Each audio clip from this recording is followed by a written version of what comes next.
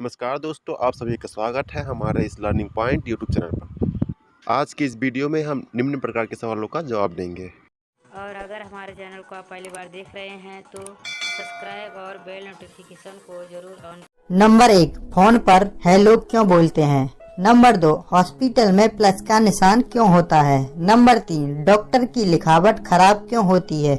Number 4, रेलगाड़ी के engine में शौचालय क्यों नहीं होता। ये सब जानने के लिए वीडियो को लास्ट तक देखते रहिए। चलिए शुरुआत करते हैं नंबर 1 से। नंबर 1, फोन पर हेलो क्यों बोलते हैं। जब हम लोग फोन या मोबाइल पर बात करते हैं तो हमारा पहला शब्द होता है हेलो। हम बचपन से ही इस शब्द को सुनते आ रहे हैं। यहाँ तक कि हमसे पहले की पीढ़ियां भी हेलो शब्द का इस्तेमाल करती हैं। फोन पर हेलो बोलने की शुरुआत कब और कैसे हुई, इसके पीछे एक रोचक कहानी है। आइए जानते हैं। ऑक्सफोर्ड इंग्लिश डिक्शनरी के अनुसार हेलो शब्द पुराने जर्मन शब्द हाला से बना है। यह शब्द पुराने फ्रांसीसी या जर्मन शब्द होला से आया है। होला का मतलब होता है कैसे हो। यह सब वक्त के साथ लहज की वजह से बदलता गया।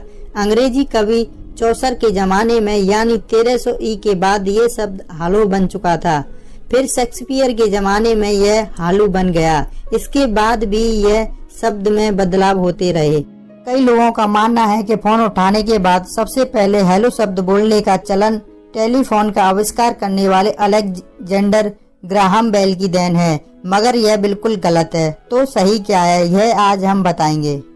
अब आपको बता दें कि ग्राहम बेल की गर्लफ्रेंड का नाम मार्गरेट हेलो नहीं था। ऐसा कोई आधिकारिक तथ्य नहीं मिलता, बल्कि उनकी गर्लफ्रेंड का नाम मेबल हवार्ड था, जिससे उनकी शादी हुई थी। साथ ही इतिहास में इस बात का उल्लेख भी है कि टेलीफोन बनाने के बाद ग्राहम बेल ने सबसे पहले असिस्टेंट को फोन किया था और उन्होंने हेलो नहीं बल्कि अयो शब्द बोला था, और इसी शब्द का इस्तेमाल फोन पर बात शुरू करने से पहले किया जाने लगा।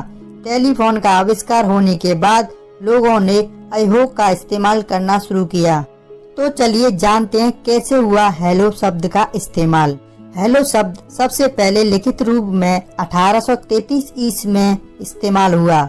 फोन पर इस शब्द का इस्तेमाल सबसे पहले 1887 में थॉमस अल्वा एडिसन ने किया था और जो अब तक चल रहा है। थॉमस एडिसन ने 1877 में हेलो बोलने का प्रस्ताव रखा। इसके लिए उन्होंने पिट्सबर्ग की central district and printing Telegram company के अध्यक्ष टीवीए स्मिथ को पत्र लिखा और कहा कि टेलीफोन पर पहले शब्द के रूप में हेलो बोलना जाना चाहिए। जब उन्होंने पहली बार फोन किया तो सबसे पहले हेलो कहा। ये उन्हीं की देन है कि आज हम और आप फोन उठाते हेलो बोलते हैं। तो दोस्तों, आप समझ गए होंगे कि हेलो शब्द सबसे पहले किसने कहा था और हेलो शब्द क्यों बोला जाता है। तो चलिए दूसरे सवाल की तरफ। हॉस्पिटल पर प्लस का निशान क्यों होता है। जिस प्लस के निशान का प्रयोग चिकित्सा के क्षेत्र में किया जाता है वह रेड क्रॉस का संकेत है, जो चिकित्सा सेवाओं के क्षेत्र में एक स्वैच्छ संगठन है। यह संकेत हमेशा अस्पताल और nursing home, clinic, dispensary, ambulance इत्यादि में पाया जाता है। डॉक्टर या चिकित्सा के क्षेत्र में जुड़े सभी व्यक्ति इस संकेत का उपयोग करते हैं ताकि आपातकाल के समय उन्हें आसानी से पहचाना जा सके। यही कारण है कि चिकित्सा क्षेत्र में लाल प्लस के निशान का प्रयोग किया जाता है।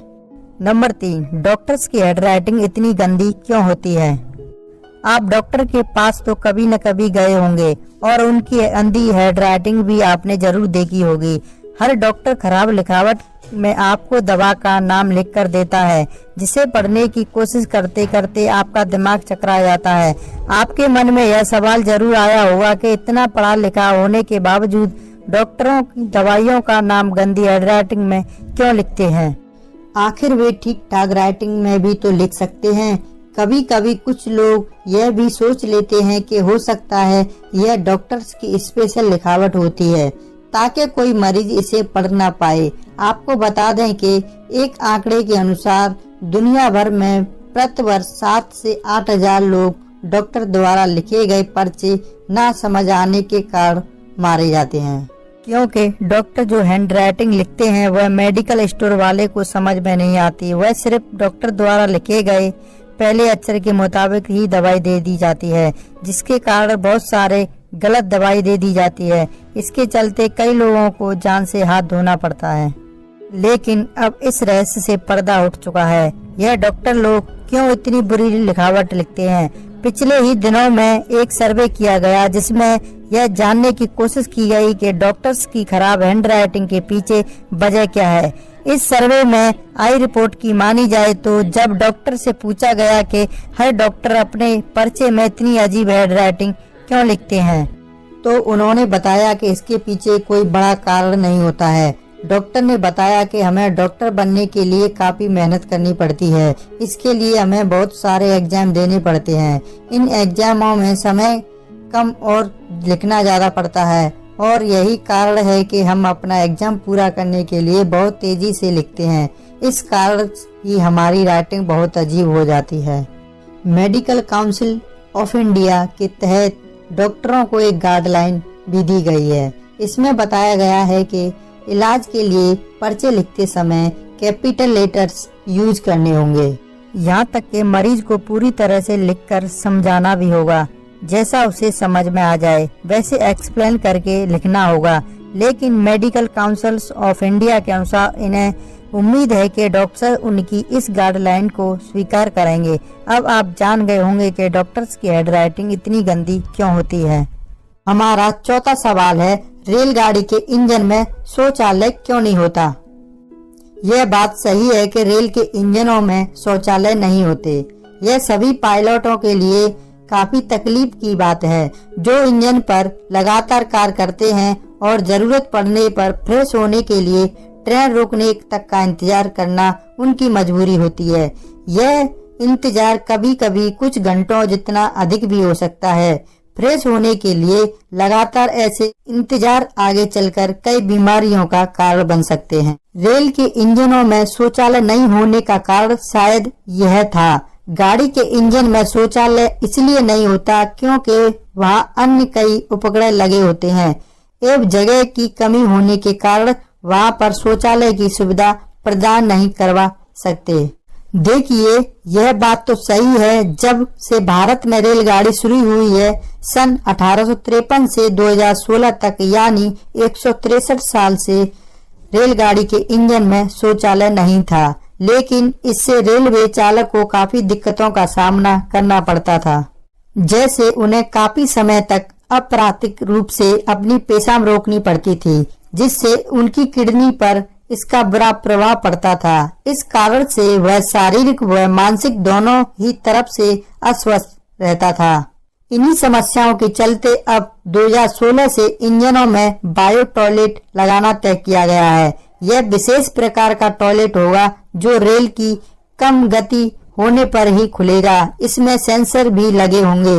यह सुनिश्चित करेंगे कि रेल का ब्रेक हेड नहीं या उसकी गति न बढ़े।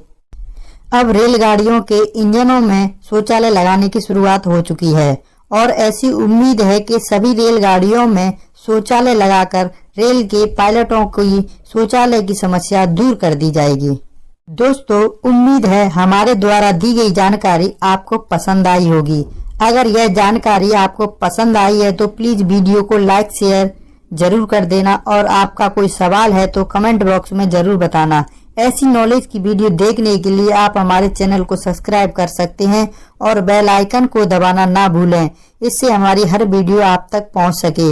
वीडियो देखने के लिए आपका बहुत बहुत धन्यवाद।